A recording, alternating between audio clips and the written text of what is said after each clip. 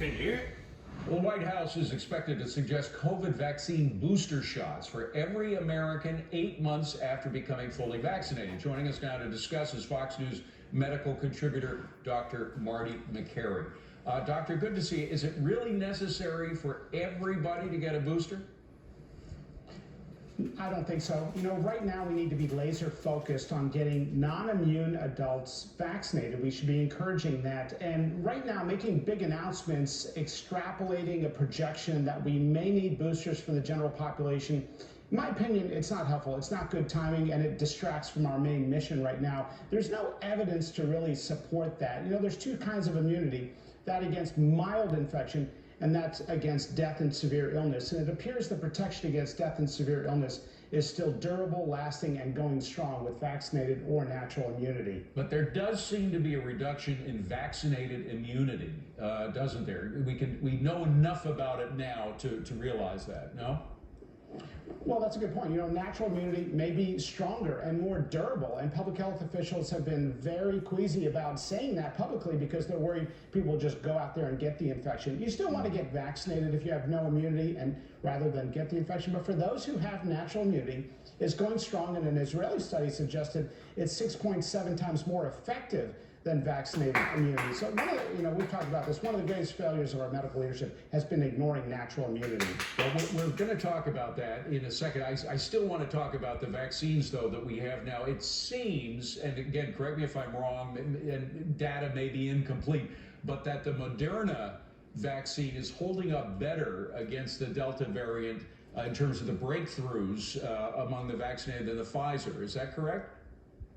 It appears that way from the Mayo Clinic study. That's an independent academic study, and it does affirm some of the early signals that we heard from Israel, where they've looked at the population now 6 and 7 months into vaccination, and those who got it early, healthcare workers and nursing home residents and those very elderly, there does appear to be a declining efficacy. That appears to be real. It's no longer a theoretical.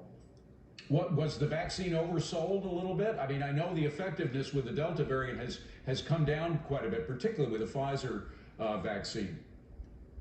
Well, if you remember, David, we had a lot of conversations about what the ideal timing of the interval is for the second dose. And if you remember, I was advocating fiercely throughout December, January, all the way until May, that we should space out that second dose to 3 months. And it turns out the research has now been done that shows the longer you space it out, the better and more durable that immune response is. 3 times better with the Pfizer vaccine at 3 months, which is why I got my second dose. I was just going to say that. I remember you yourself spaced it out longer than they were recommending, and it does seem to be that you were onto something. In terms of Moderna acting better with the Delta variant than the Pfizer, we bought about 200 million doses. The U.S. government bought an extra 200 million doses. How long before they're no good? How long is their shelf value?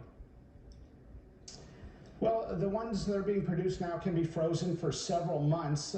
We bought them in advance anticipating that we will need them in the fall. The company convinced the government to pre-purchase these 200 million doses. And some might argue it's good planning, others might argue it's waste and excess, and the rest of the world needs 1 dose is better than none. But remember, the Moderna vaccine may be more durable because that's spaced out at 4 weeks, right. Pfizer at 3 weeks, and the longer the interval, maybe that's why that's doing better. Okay, let's get on to the question about natural immunity from having had COVID itself. There's an article in the Wall Street Journal today by Dr. Michael Siegel. He's a neurologist, and he wrote the following about that. We shouldn't shun people who have recovered from COVID.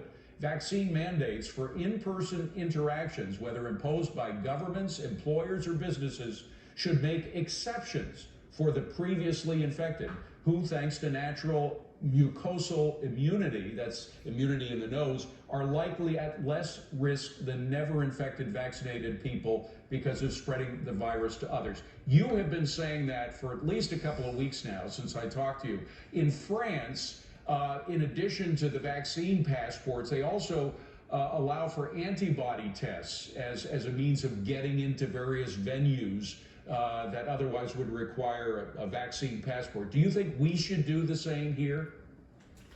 Absolutely. Look, we're going to get more credibility as a public health community if we're honest with the American people and tell them that natural immunity is real and it works, and we include that in this so-called documentation of vaccinations. Right now, look, one of the greatest barriers of getting more people vaccinated, and it is tragic. We're losing hundreds of Americans a day who didn't need to die if they'd gotten vaccinated. But one of the biggest barriers has been the federal government ignoring natural immunity, losing credibility, not giving full FDA approval, and the historic track record of the government with the African American community, resulting in a lot of hesitancy and distrust there. So we need to rethink this whole thing and come together. Let's stop arguing about masks that are cloth and 2-year-old kids, and let's all encourage the non-immune to get vaccinated.